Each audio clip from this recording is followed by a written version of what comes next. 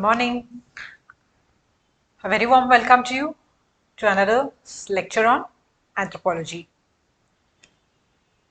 In the previous classes, we have discussed the traditional basis of Indian social system, the interplay between great tradition and little tradition, and we also discussed sacred complex. So by now you must be aware that paper 2 is very easy and it's just the new terms which we are learning, isn't it? These are all topics, these are all things which we are observing in our day-to-day life, isn't it? Being born as Indians, we've obviously definitely been to places of worship. In our Indian society, we know what are the traditions that are followed, what is caste system, what are the values, morals, what are the rituals, festivals that we celebrate in our Indian society. So almost, half part, more than half of paper 2 is just what we observe in our society as being individuals in this Indian society, right? So just when we see the new technical terms and understand that, we get to know, okay, this is what I've been witnessing from my young age and now I know what it exactly is, right? And I will be giving you a little more in-depth information about all those things, right? So today we shall start with another new chapter on caste system. It is unit 3.2.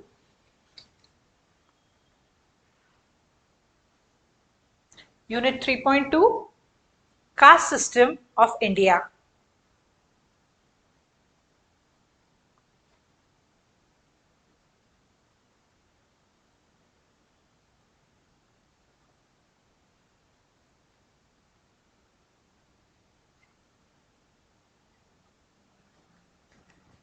Unit 3.2 of paper 2 anthropology, caste system in India. So I'm pretty sure you all have spent at least a minimum of 20 or 21 years in India, right? Definitely, because only if you are a citizen of India, you are eligible to take up this examination. And I'm pretty sure even if we are born somewhere else other than India, by this time you would have spent at least a major part of your life in India. And anybody, you just go and ask a child, do you know about caste? He'll say, yeah, I know what caste I belong to.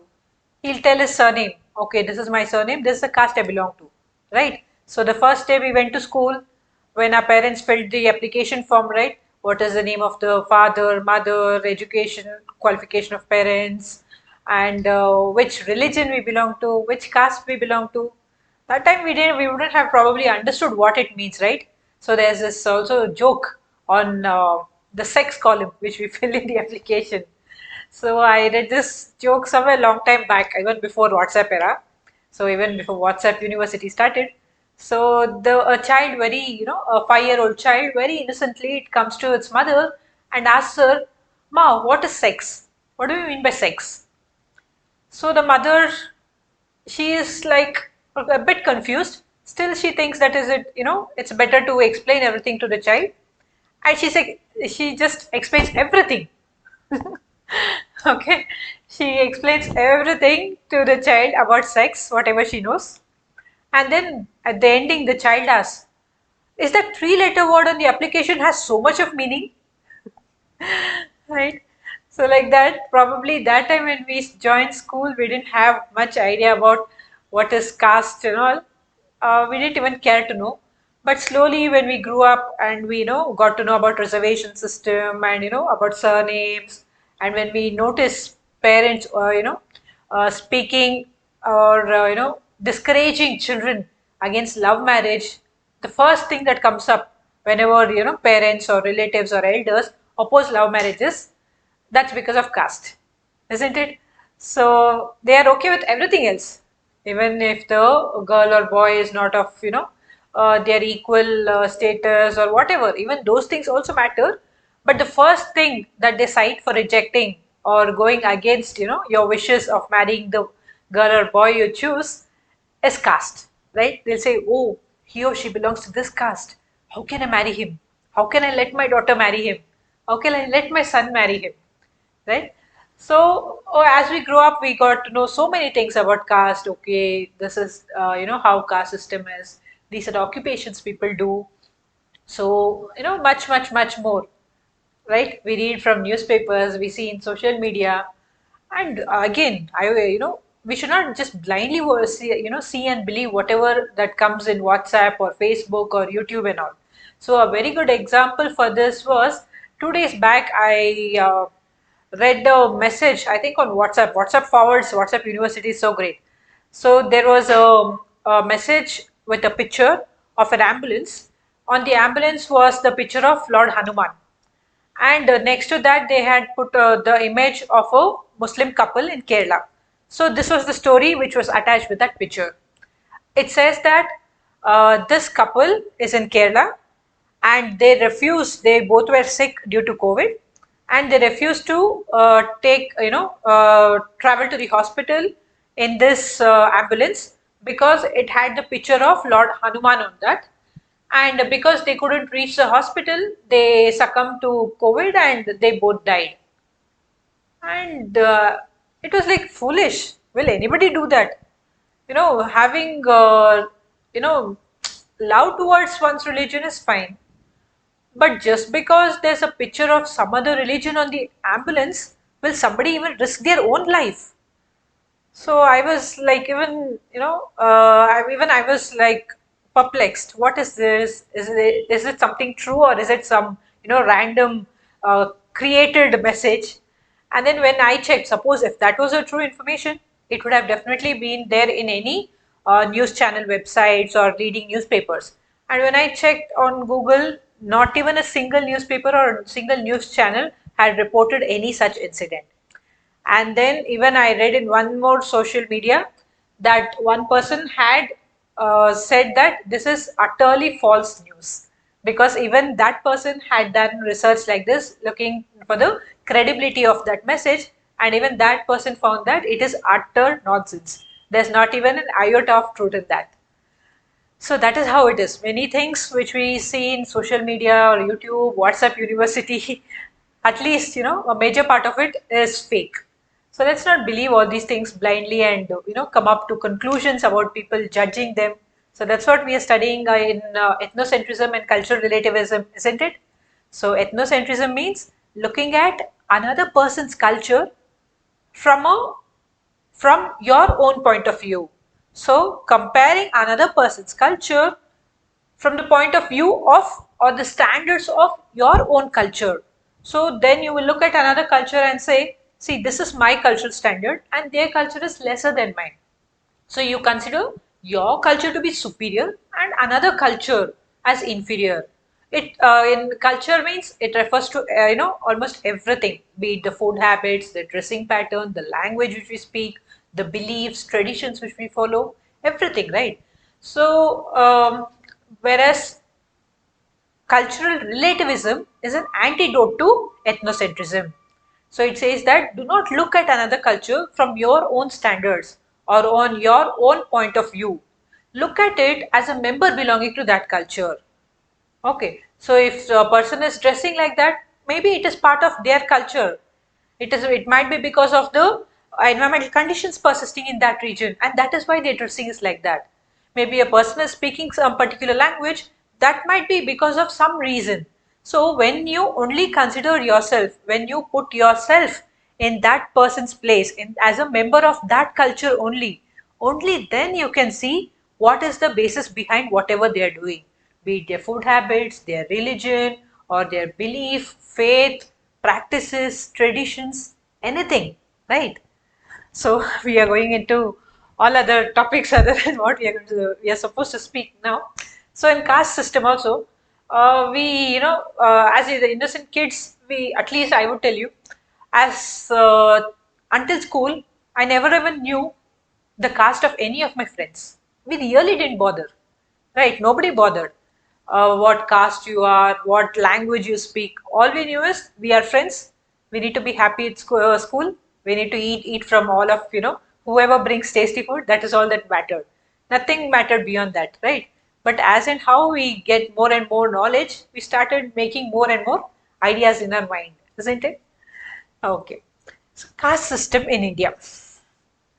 So, as like now I discussed, many things about caste, right? You know which caste you belong to, which caste has what surnames, and which is a superior caste, which has which is placed at a higher pedestal, right? Yeah. So even before we discuss all this, I have to give you a small disclaimer. Okay. Here in this chapter related to caste system, we will be discussing many things about higher caste, lower caste, Brahmins, Kshatriyas, Vaishyas, Shudras, okay, and exploitation of lower castes, and what are the remedies for that. Okay, so we will be discussing so many things, and I will be taking so many caste names also. That is, the part of this chapter. But what I would tell you is, see, this chapter is a part of our syllabus, and our only aim and goal is to score well in the exam and get the topmost rank and become a IAS officer or a IPS or IRS, whatever you decide for. So I would request you not to take any of these caste related things very personally, or I would request you not to take it to your heart. Okay, let's look at it only as a chapter in our syllabus. Let's understand it as a newbie or a person who doesn't know anything about caste, and let's only aim at scoring well. Let's not take anything too personal. And okay, fine. I hope you all understood, right? So all good? Fine. So yeah, we know which are the higher castes, which are the what are dominant castes, how caste plays a major role in politics. It's not yesterday or today. Since age old times, politics has been an integral part. Politics and caste system goes hand in hand, right? So it is always caste which plays a very important role in politics. So like that we know many things here and there. So initially when you first time got to know about caste, you would have out of surprise or curiosity, you would have asked your parents or your elders at home, how did caste system come into place? Okay, I know I belong to this caste. Because my parents belong to this caste, I automatically get that caste, right? So it is usually the father's caste which is being which a child gets. That is what happens in India. So you would have which caste your parents belong to, and that is why you belong to that particular caste because you were born to them. But when you start thinking more about that, why exactly did caste begin, and when did it begin?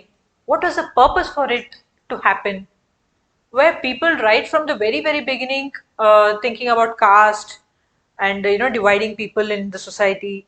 So what was the reason even for caste to begin, or has it been, for how long has it been existing, and what is the purpose, what purpose does it solve in our lives?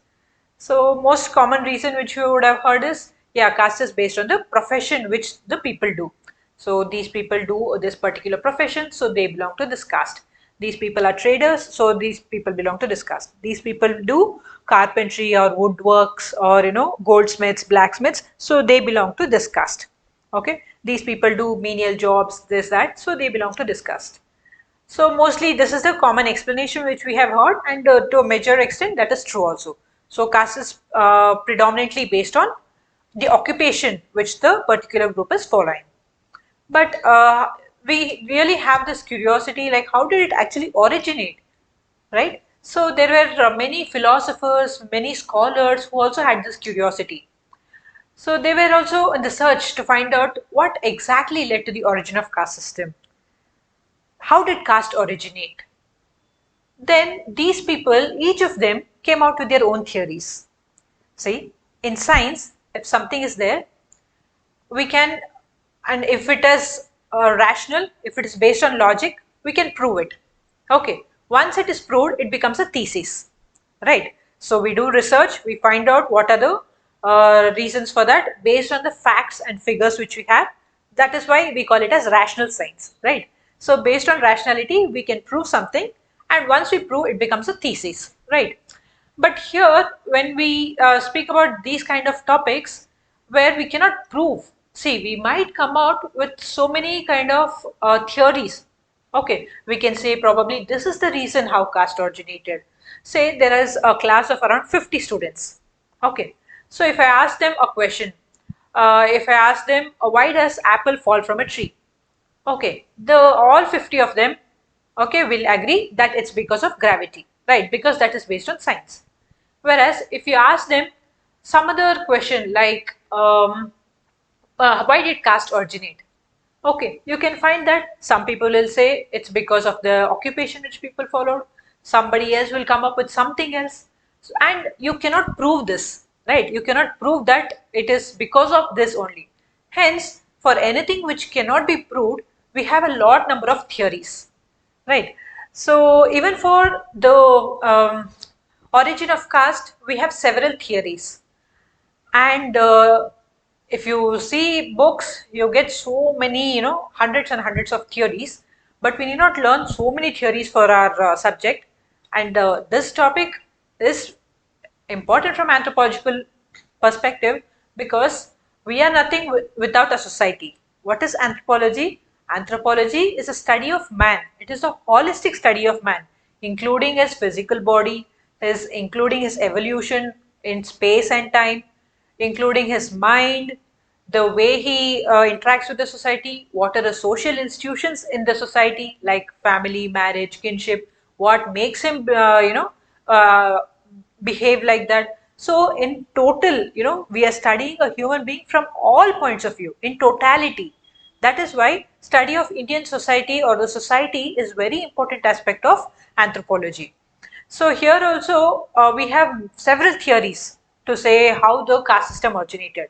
But for our syllabus, only few theories I have chosen, and those few theories are sufficient for you to score good marks in your exam.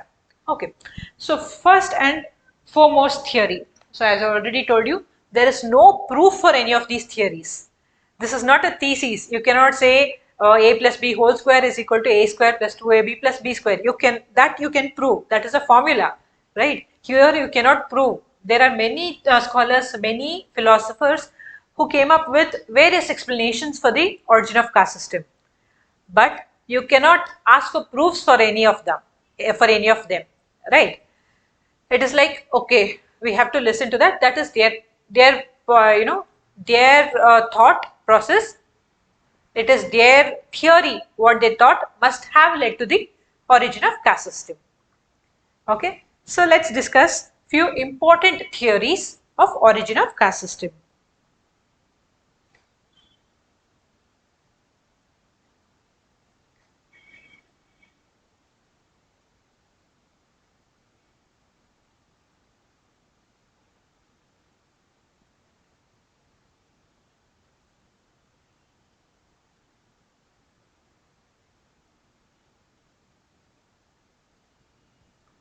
First and foremost is the traditional or interlogical theory.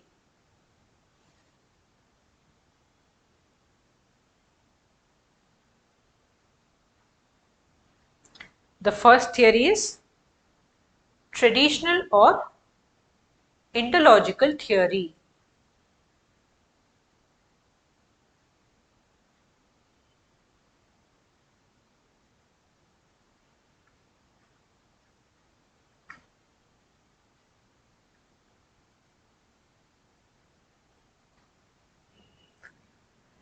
Traditional or interlogical theory.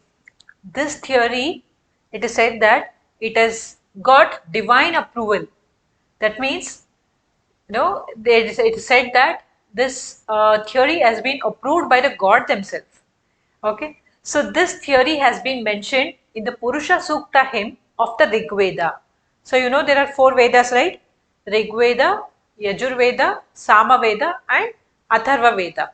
So you would have definitely studied about all these Vedas, these four Vedas, what they consist of, and what messages they deliver, right? So as in your history or in your general studies, you would have studied about this.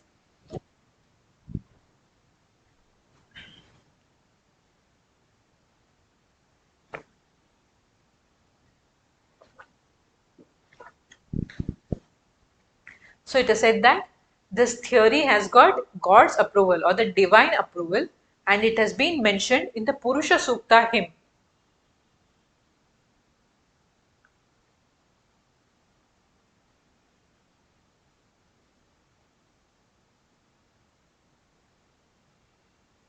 of Rig Veda.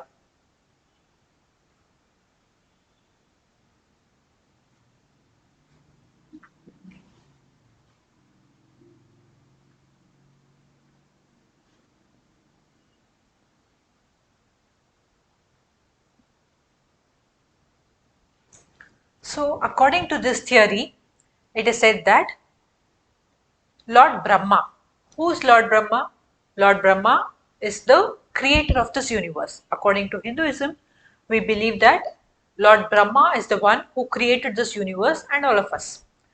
So it is, this theory says that Lord Brahma, who is the creator of this universe, resorted to self-destruction.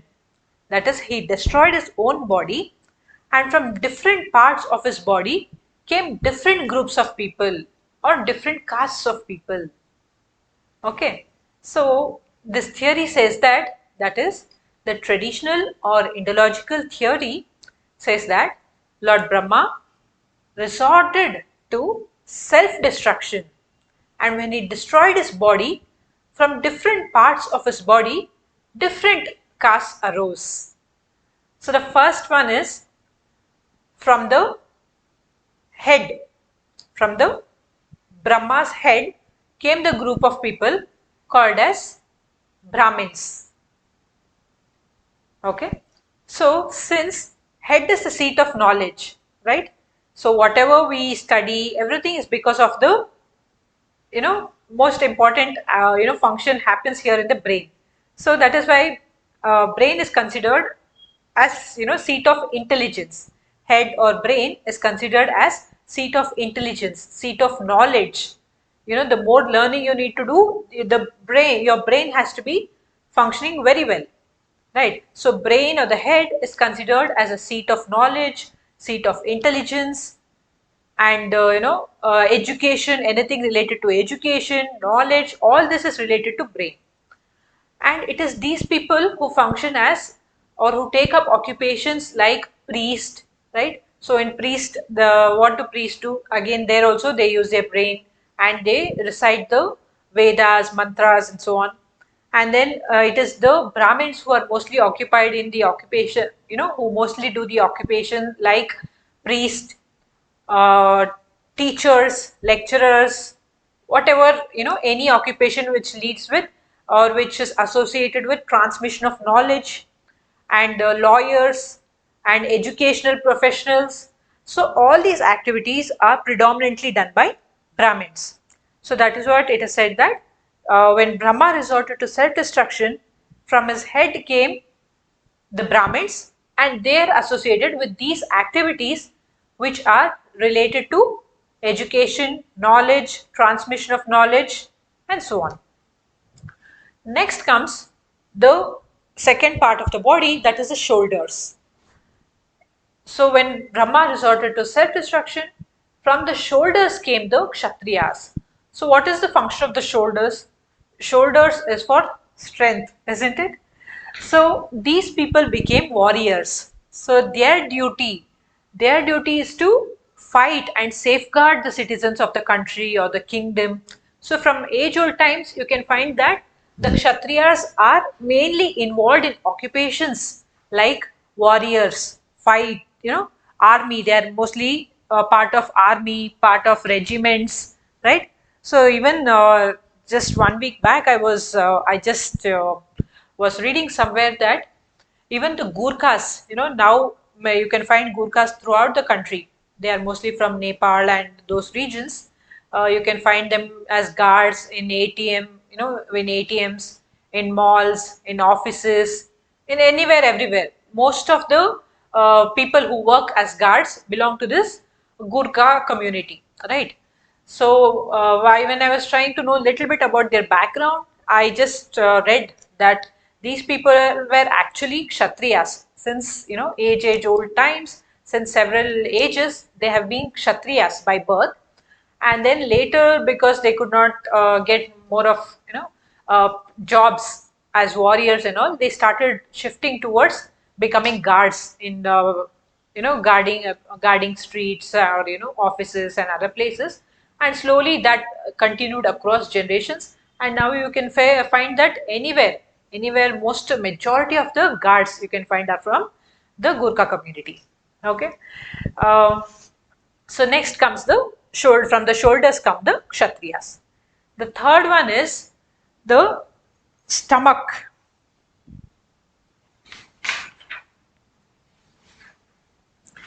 That is, the third organ is the thighs. Okay. So from the thighs of Lord Brahma came the Vaishyas. So the thighs are situated very close to the stomach and the intestine. So it is these people's duty to fill the stomachs of the people in the society. Okay, so mostly you can find that Vaishyas will be involved in occupations like agriculture and trading also. Initially, there was nothing called as traders exclusively. Mostly they were agriculturalists, and slowly they got into trading also.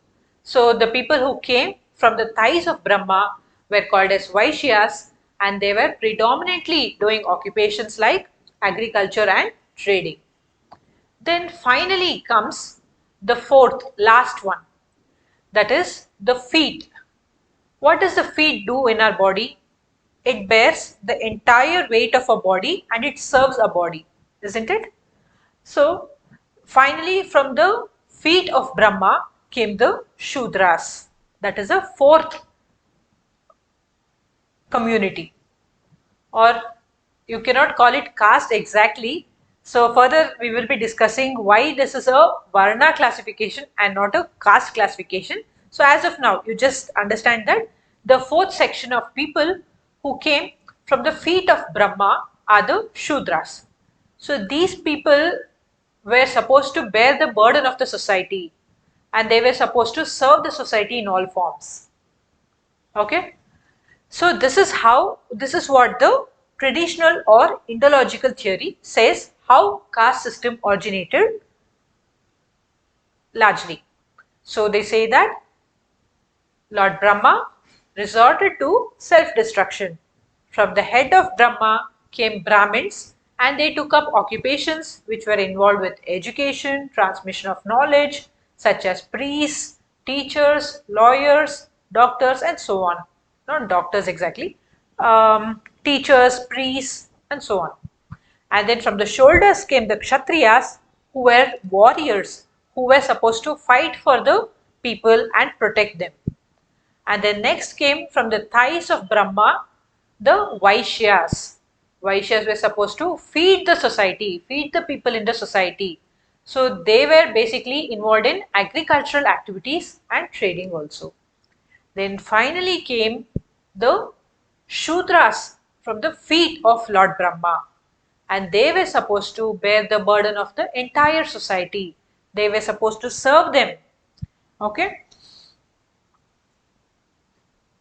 So their primary function was to serve the other members of the society.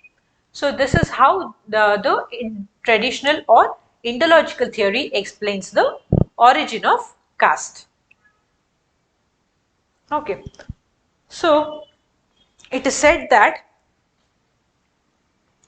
so now you might wonder, okay, so from the head came Brahmins, shoulder came Kshatriyas, thighs came Vaishyas, and feet came Shudras. But we do not have only 4 classification of castes in our society, isn't it? There are so many number of castes. So what explanation they give is, after these 4 castes were formed, there were marriages which were happening. There were marriages, one caste person married another caste person. So in that way, there were so many intercaste marriages happening, and because of that, few more castes were born, and these became subcastes, and that is how many castes came into picture. Okay, so they say that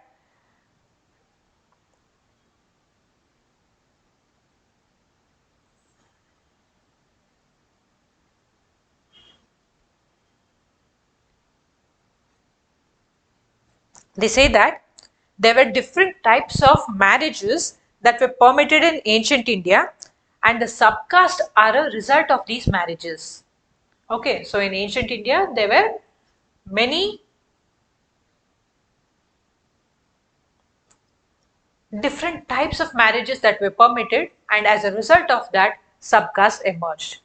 And that was also again, there is this concept of anuloma and pratiloma, or hypergamy and hypogamy. I'm sure you would have heard about this, right? Anuloma,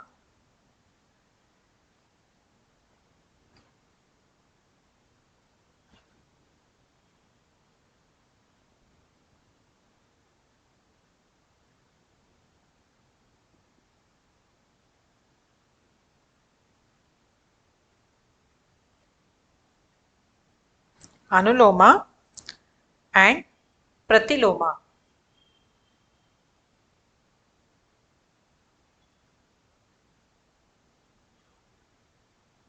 So what is anuloma and what is pratiloma? Anuloma means, anuloma is also called as hypergamy.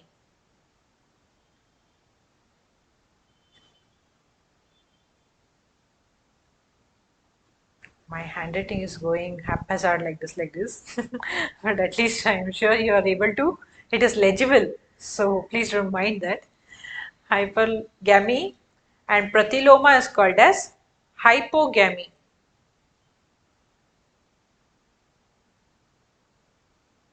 Okay, hypergamy means a higher caste boy marrying women from a lower caste. That was permitted according to Indian, culture. But a higher caste girl marrying a lower caste boy was called as pratiloma. That was not permitted. Okay, so what is this anuloma and pratiloma is? These are the Sanskrit terms which come from Manusmriti. What is Manusmriti?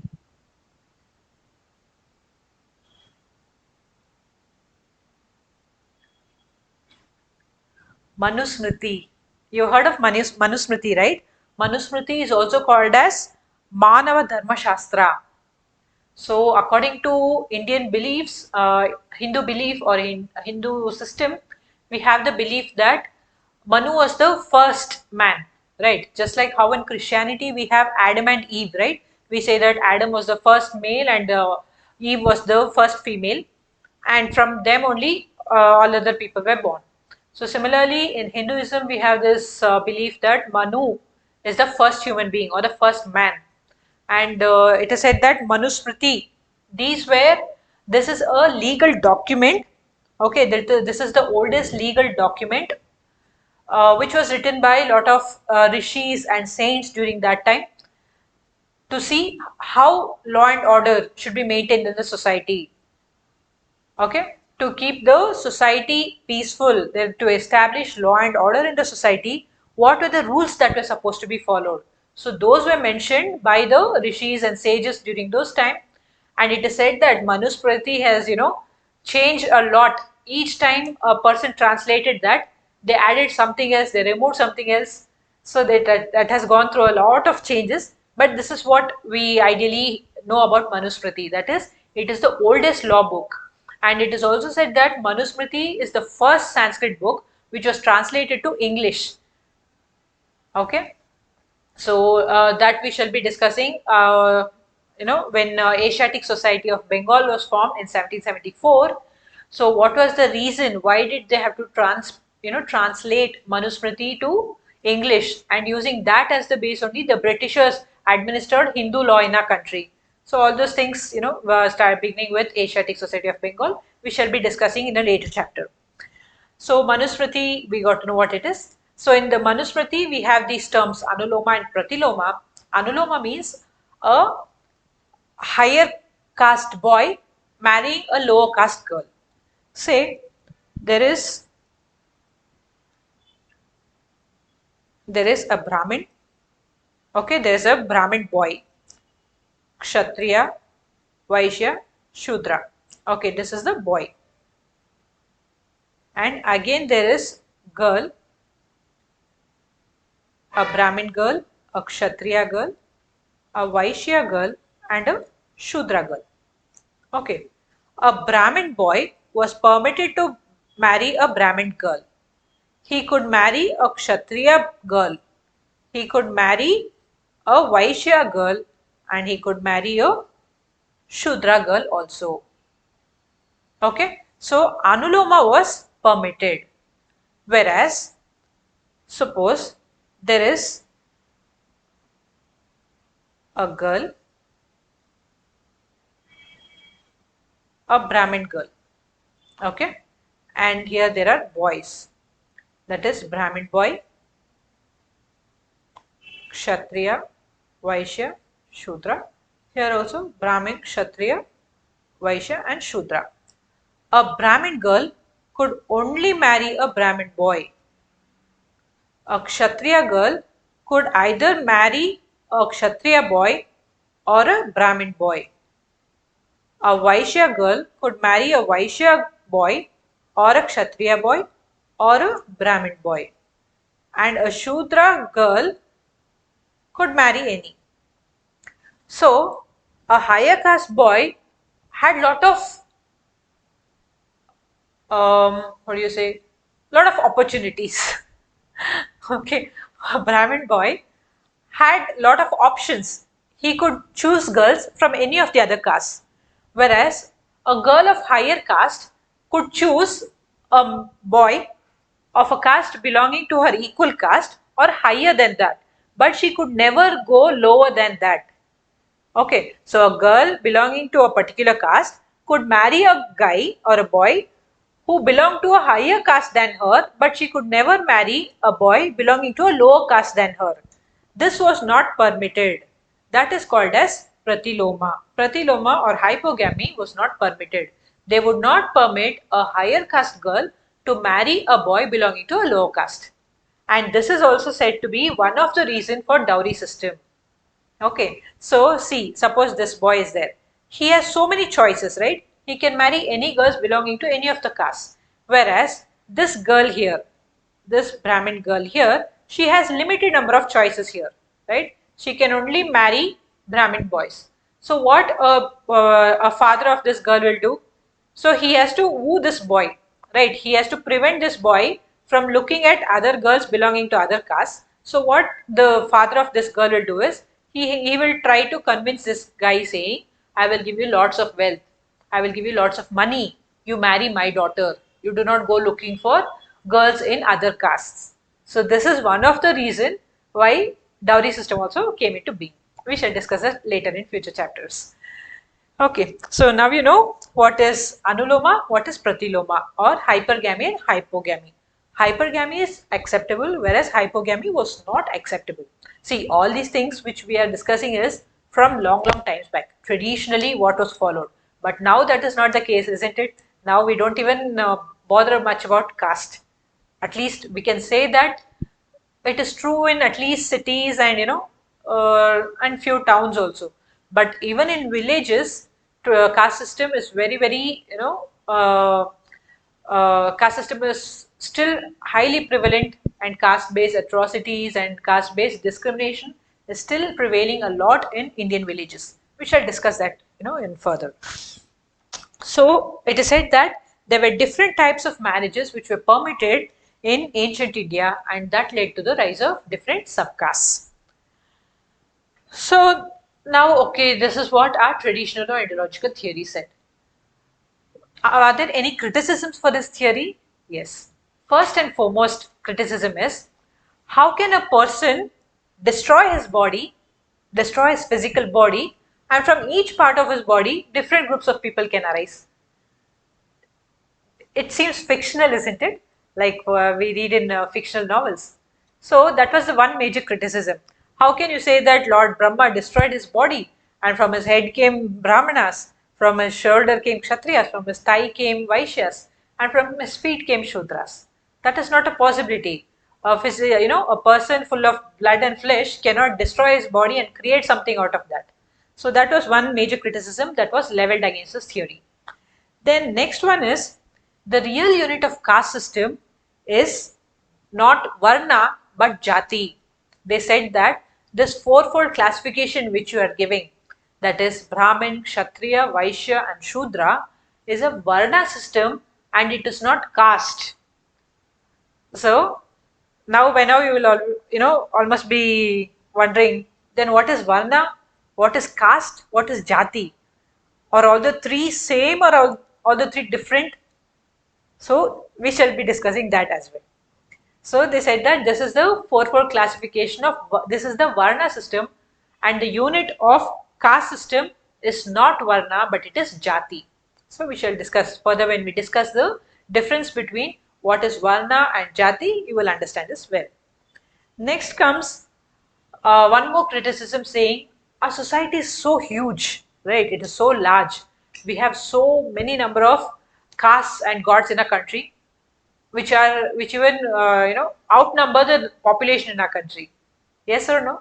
Right? We have more number of gods, more number of castes than the population of the country. When that is the case, how can you very simply classify the entire population of the country into 4 castes: Brahmin, Kshatriya, Vaishya, and Shudra? It is not so easy, isn't it? So that was one of the another criticism that was leveled against this theory. So now we shall move on to further other theories also. Hope you understood the traditional or Indological theory very well. This is a very important theory. So whenever you have a question in exam about asking for the theories of origin of caste system, they will be expecting you to write this theory as the first one. Okay. So traditional theory or Indological theory, because it has, they say that it has been it has got divine approval. That is, it has been approved by the God himself. Okay. Next, political theory.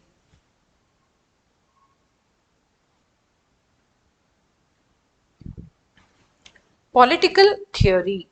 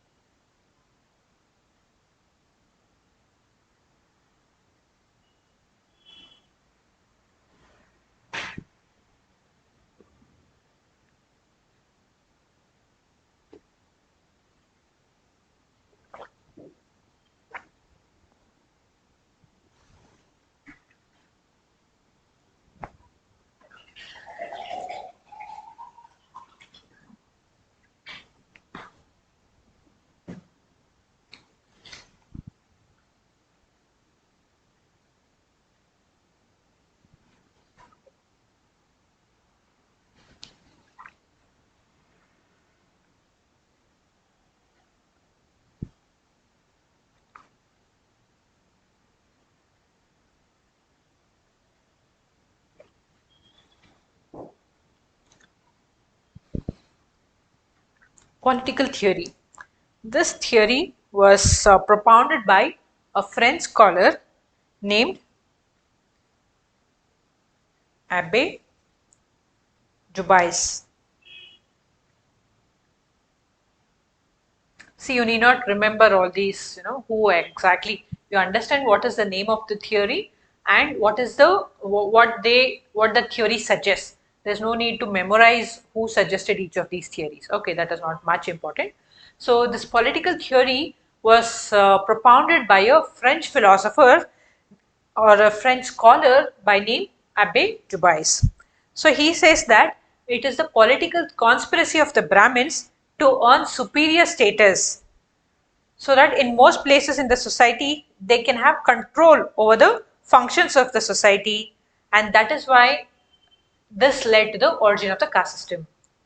See, that is why when when you discuss about origin of religions also, be it Buddhism or Jainism, you can find that when these what led Gautama Buddha or Mahavir Jaina to propound a new religion.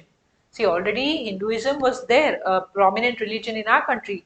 Still, Gautam Buddha and Mahavir Jaina propounded new religions, and it also attracted large number of people. Large number of people moved out of Hinduism and they joined these religions. Why was it so? It was because people were fed up with the Brahminical domination in the Hinduism, in the Hindu system, right? See, any occasion or any traditional auspicious ceremonies which you have to conduct, you could not be able to do it without a priest officiating it, without a Brahmin officiating it, right? Right from, suppose there is the birth of a kid and you have to name the child, you have, that has to be done by a priest, because it is the priest who has studied the Vedas and he knows the mantras, and he has to come and chant and he has to do that. Only then you can do the naming ceremony of your child. So like that, be it in the occasion of marriage or housewarming ceremony or any for business pujas or anything, you can find that always it is the Brahmin who officiates as the priest, and without the Brahmin you cannot do that ritual, right? So the lower caste people who were mostly oppressed by this hierarchy in caste system were the ones who just gave up Hinduism and they got attracted towards other religions. Okay, so according to this political theory, what Abhay Dubai says is the Brahmins wanted, it was a political conspiracy of the Brahmins. They wanted to have a superior position. They wanted to occupy all the topmost places in the society, all the powerful topmost occupations. And because of that, they, created this concept of caste system where on only their group of people, they will become a particular group and they will occupy all the major important occupations, or all the superior most places in the society. And similarly, other people also start doing that in their own groups, and thus it led to the origin of caste system.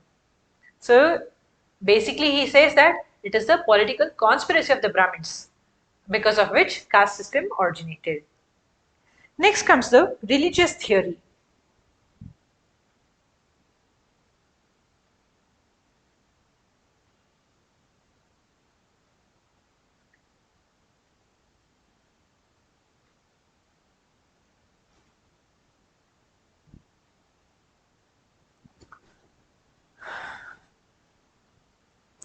Next comes the religious theory.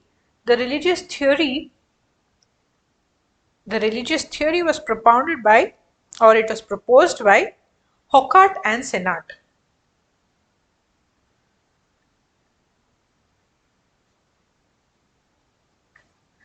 Religious theory. According to this theory, the caste system grew out of the religious customs, traditions, sanskars. Okay. In ancient India, the king was considered as God. He was the ruler and he was considered as a god. It was even considered that kings are the representatives of God and religion.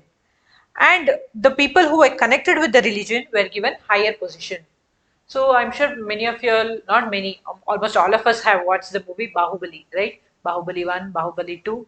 So if you watch such movies, you will understand how the kings were celebrated, how they were considered or equated to God, right? So that was how once upon a time a king is the ruler of that kingdom, and if that kingdom has to remain peaceful and safe, it is in the hands of the ruler. So they almost equated the king, they considered him as the representative of God. They considered him as God himself. So what the king would do is he would associate functions, all the religious functions, say whatever occupations like education or doing any religious activities. He would assign that to a group of people. Then another group of people would be assigned the work of being warriors. So like that, different group of people were assigned different works by these kings, and these kings were considered as god by the people belonging to that kingdom. And so Hocard says that this is probably the reason which led to the origin of caste system.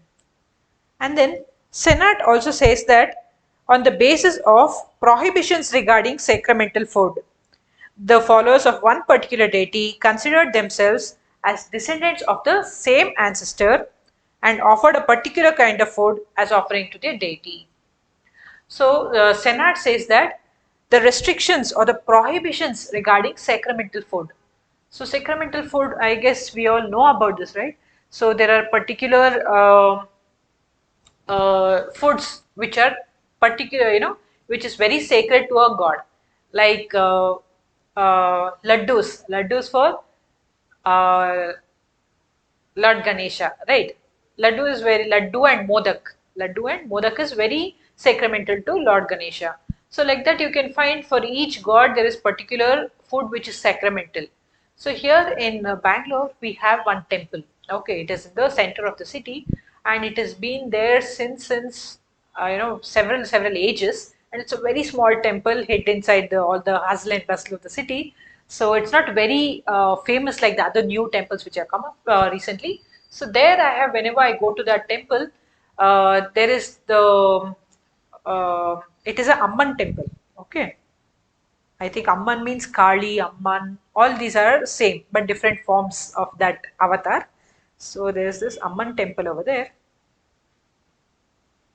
Okay, so the food that is sacramental in that for that god is curd rice.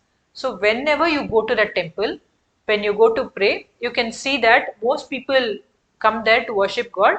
They will make huge boxes full of curd rice and they will offer it to the god. They will do puja, and whoever devotees come to that temple, they will provide it to them also. They will take small cups and put it inside that, and they will offer it to all the people who are devotees who are coming to the temple. So that is a sacramental temple, sacramental food of that god. So like that, even in your places, in your villages, or in whichever place you are, or in your families, you will have certain sacramental food. Okay, so these sacramental food, you can find that certain other people belonging to another caste, they will not accept this food. That is also there. See, there are particular deities of which belong to your family. What do you call it as? We call it as family god, right? We worship all gods. We worship Lord Vishnu, Brahma, Shiva, Ganesh, Lakshmi, Amman, all the gods we worship. But for every family, we have a particular god. What is that called? They call it as Mane Devru here in Karnataka, Kannada. Mm, I'm not sure what they call it in.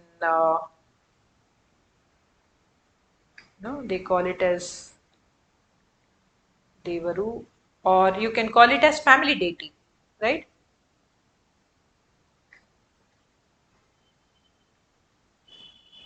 Okay, so there are particular days when you have to worship this god, and you have to make a particular sacramental food and offer it to God.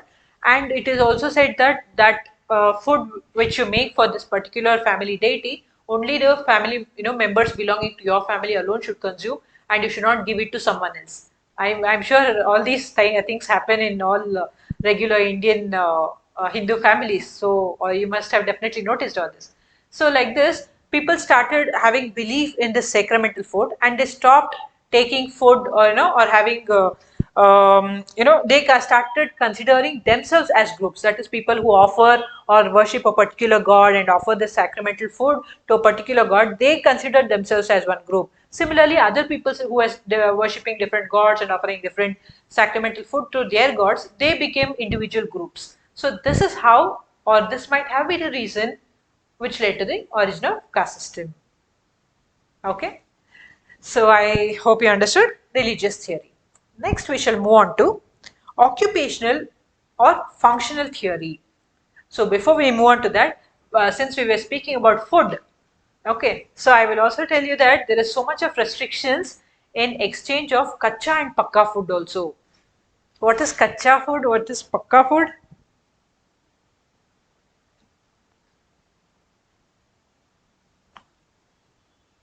Kacha food and pakka food.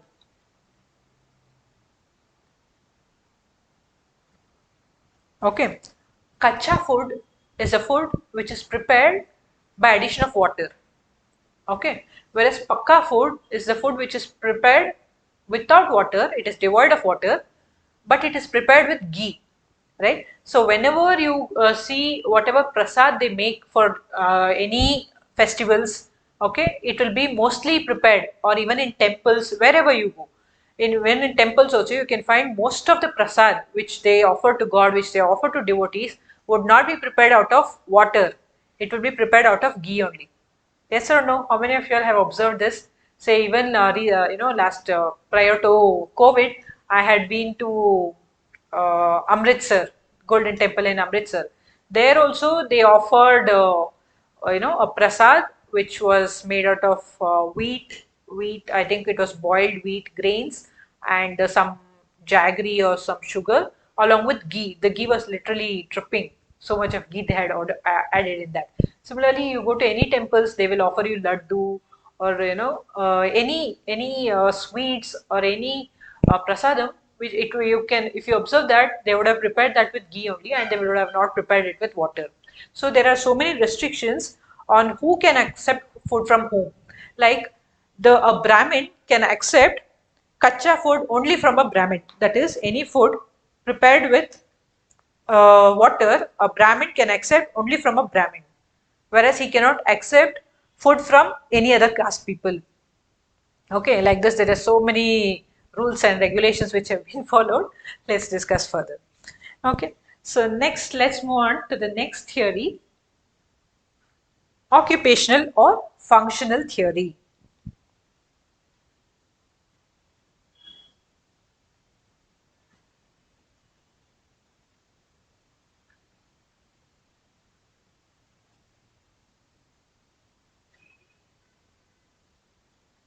Occupational or functional theory.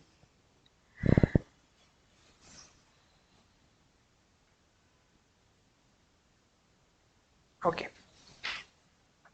This theory was originally propounded by Nesfield.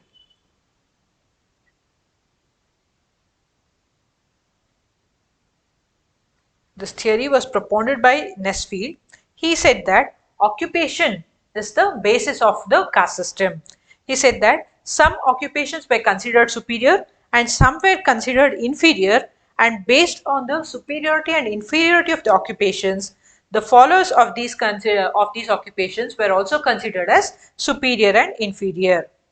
Okay, so obviously, so people are considered as superior or inferior based on the occupations which they do, right? So a person who is a priest is considered superior because of the occupation which is doing, whereas a manual scavenger is considered inferior based on the profession which occupation which he is doing, right? So he said that people were accorded different statuses as superior or inferior based on the occupations which they did, and these people started grouping themselves, and this might have led to the origin of caste system. And he also says that in ancient India, Brahmins alone were not purohits. They were purohits from Kshatriya class as well. But later, in order to make themselves superior, that is, give themselves a superiority position, so that they do not become equal to the other caste, the Brahmins started specializing. They started becoming more and more specialists, and then the Brahmins were started considering to be superior than others. So this is what Nesfield says in the occupational or functional theory. So he says that if someone follows a particular hereditary occupation over a time, it becomes a caste. So suppose there is a group of people who are continuously doing that profession over ages and ages through generations, and slowly they evolve into a group, and that becomes a caste. Okay, and he also says that it is the occupation which primarily led to the origin of the caste system. What he says is occupations gave a status to the people. That is, if they did a better job or higher, jobs which are considered as supreme, they got a superiority status. Whereas if they did jobs which are considered as inferior, they were given a inferior status. And also, even again here you can find that superiority and inferiority depended within a particular occupation also. Say for example, depending on the metal. Okay, so people who are involved in working with this metals and all, uh, people who work with metals were considered superior because metals are very strong and they lead to better objects for which we use it. Whereas people who work in professions like making mats or bamboo weaving, all these were considered inferior because it was not a metal and it was an inferior object in comparison to the metal. So it was depending upon the occupation which you do and what kind of material which you are using to do that occupation. So accordingly, people were ascribed inferior or superiority status, and these might have evolved into groups, and it could have led to the origin of the caste system. Okay. Next comes racial theory.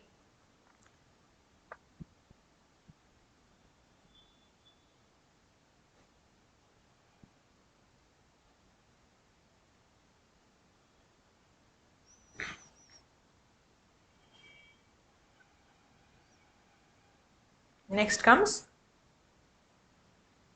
racial theory. Racial theory was proposed by Sir Herbert Risley.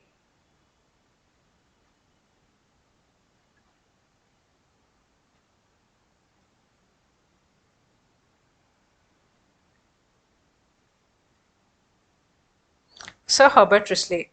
He said that fair-skinned Aryans invaded our country and they did admixture with the local Indians. Okay, the local Indians were considered by them as dasas. So the invading Aryans were fair-skinned, whereas the local people in the country were dark-skinned, and these dark-skinned people were called as dasas by the invading Aryans. These Aryans had a superiority complex of race. They believed in the purity of their blood, and so what they did was they married women belonging to the dasas. That is, they married the local Indian women, but they did not give their women in marriage to these local Indians. Okay, so when the fair-skinned Aryans married these local Indian women, the children born out of them were called as Chandalas.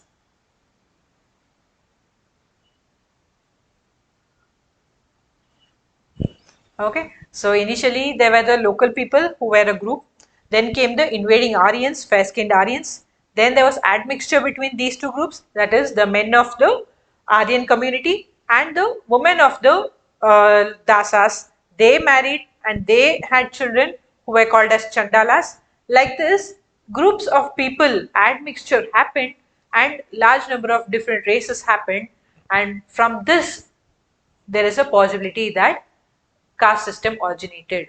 This is the explanation given by Sir Herbert Risley. Hope you understood, right? Next, racial and functional theory. So now when we discuss so many theories, you might find that there are some points which are present in this theory also. There are some points present in this theory also. There's a common points. There are common points among few theories. So how do we know what is what? So do not confuse. See, there will be some common things between all the theories also. So you need not worry so much about that. Okay. Next.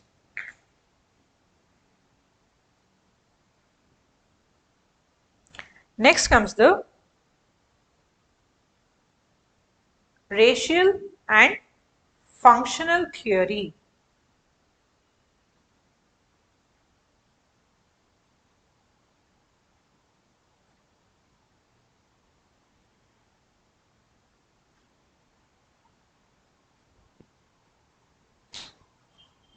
Racial and functional theory. So this theory was proposed or advocated by P.F. Slater.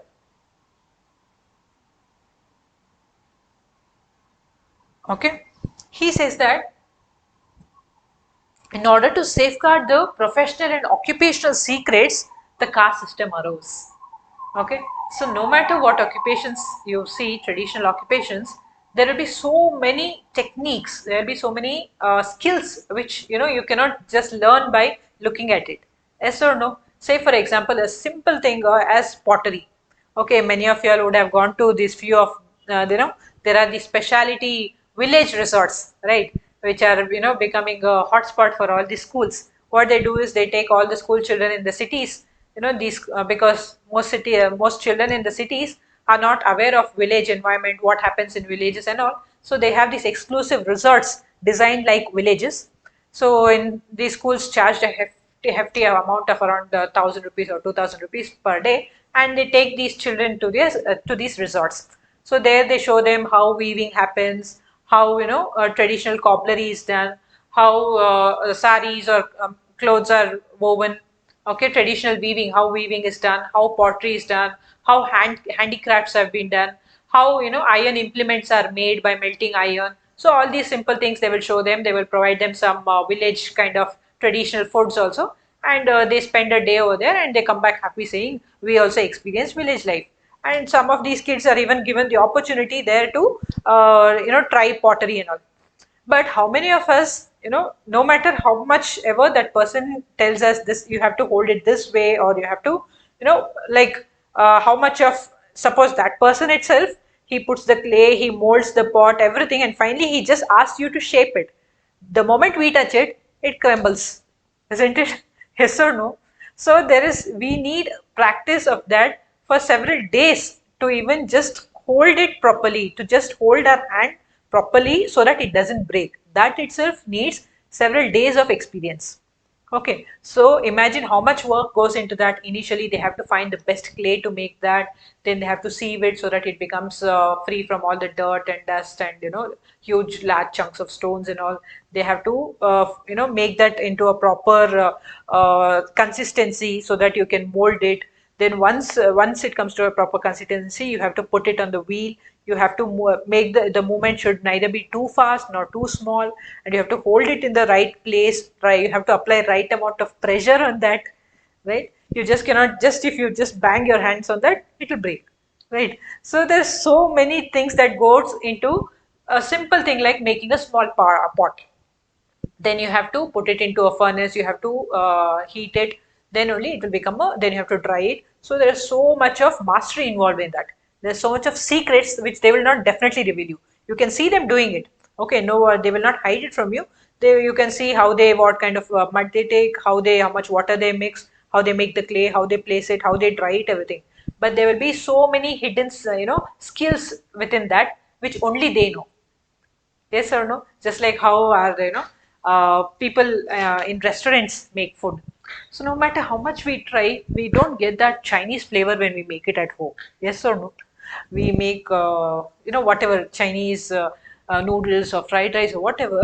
We put in fact even better ingredients than what they put in restaurants. We have so much of patience to chop it like how they do it in the restaurant. We see so many YouTube videos. Still, even I have tried it many times. No matter what you do not get that restaurant flavor and taste. So there's some secret which they have. But when you ask them, they'll tell just nothing. There's no secret as such. And if you watch all these TV shows and all where they go to these restaurants and ask the owners, how come your food is so tasty and all, what is the secret recipe or what is the secret ingredient? They will just tell you, we just put in some love.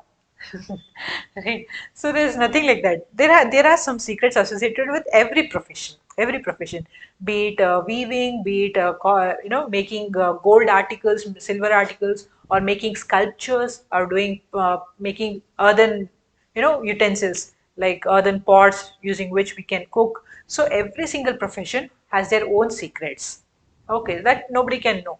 That holds good even for cooking also.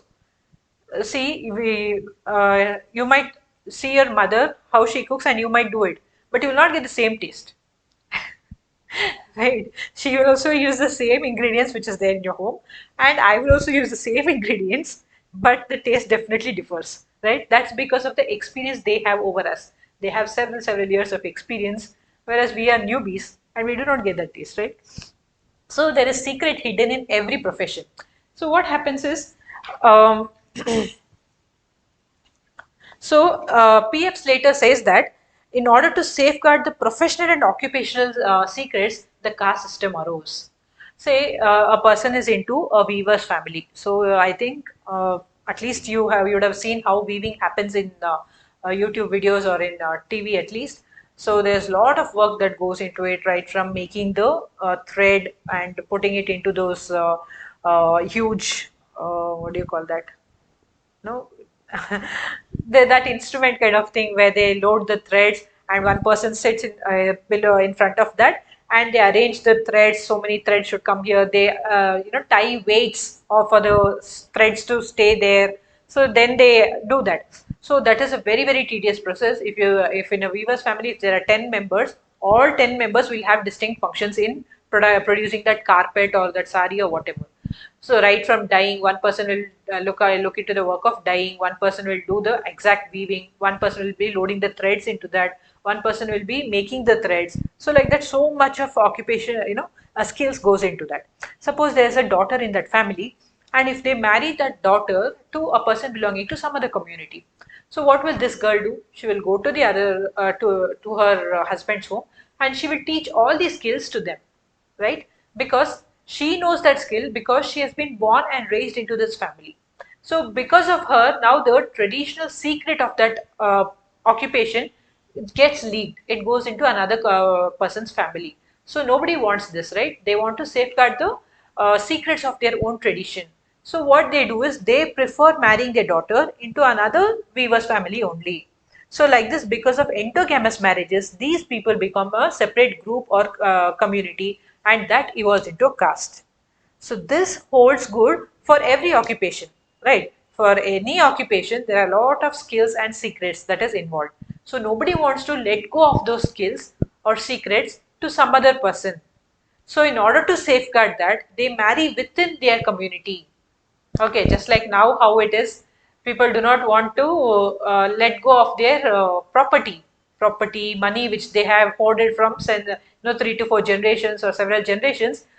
They would have, they would have managed to save a lot of money and property wealth. Now, if they allow their daughter to marry to some other family or their son to marry to some other family or community, they fear that they will lose, all the property will go to them. That is present days, right? Present day scenario. So similarly, people do not want to lose their occupational secrets. As a result of that, they do endogamous marriages, and because of that, when each of them does start doing this, a pottery person will start marrying their, within their group. A carpenter will start doing that within his group. So like that, each of the occupational people start doing endogamous marriages only, so that the occupational secret does not get lost or it does not get leaked. So in this way, this might have led to the origin of caste system. Okay. Next comes guild theory.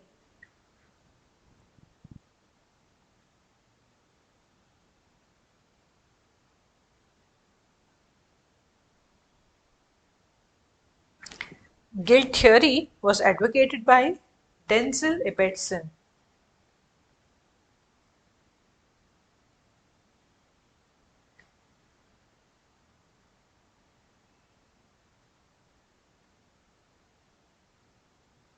Denzel Ibbotson.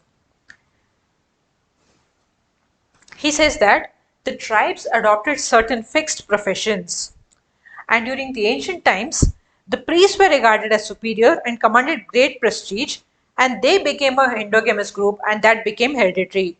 Similarly, other guilds also became endogamous in the due course of time, and they became caste groups. He says that the tribes adopted fixed professions. That is, tribes, they started a group of tribes, they will start doing one profession. Similarly, other tribes, they start adopting fixed professions for themselves. And when Brahmins started becoming endogamous in order to maintain their superiority status, the other tribes and guilds also started following the same practice. And over a period of time, these guilds took the form of a caste. This is what the guild theory says. The next theory is mana theory. Don't worry, this is the last theory. I know it would have got a little bit boring by now, but this is the last theory. Okay, mana theory.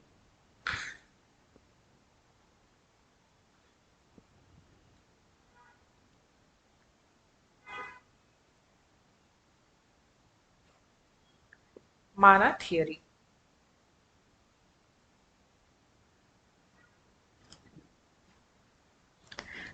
Mana theory was advocated by J.H. Hutton, who was a British administrator in India. By J.H. Hutton.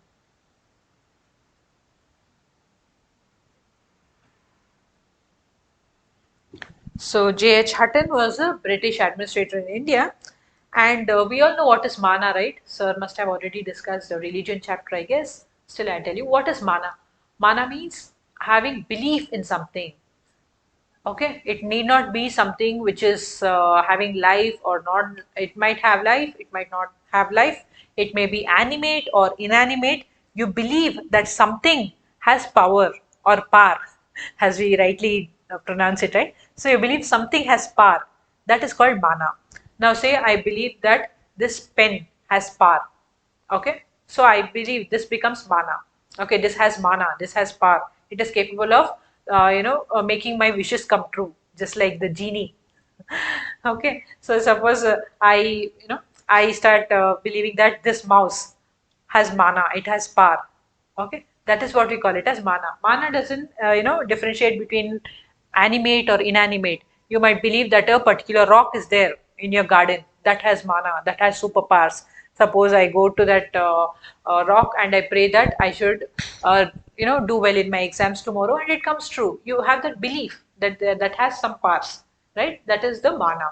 Or you have belief that some tree has mana, or some animal has mana, or a pig has mana, or a snake has mana, right? So mana means it's a having belief that something has power.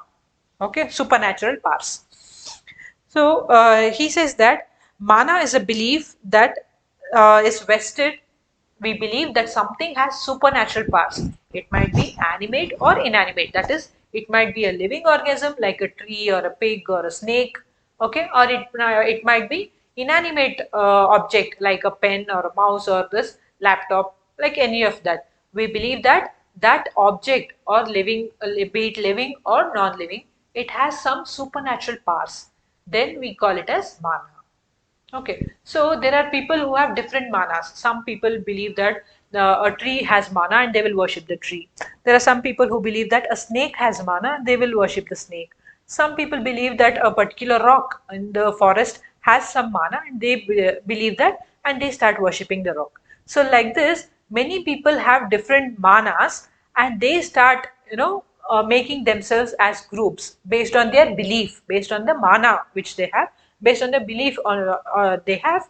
So they form groups, and over a period of time, these groups might have got transformed into caste.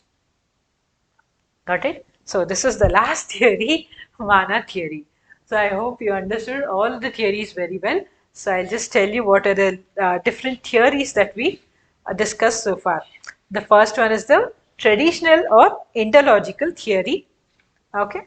Second is the political theory, and then comes the religious theory, then comes the occupational or functional theory, then comes racial theory, then comes racial and functional theory, and then comes guild theory, and the last one which was proposed, the theory which was proposed by British administrator J.H. Hutton, that is mana theory.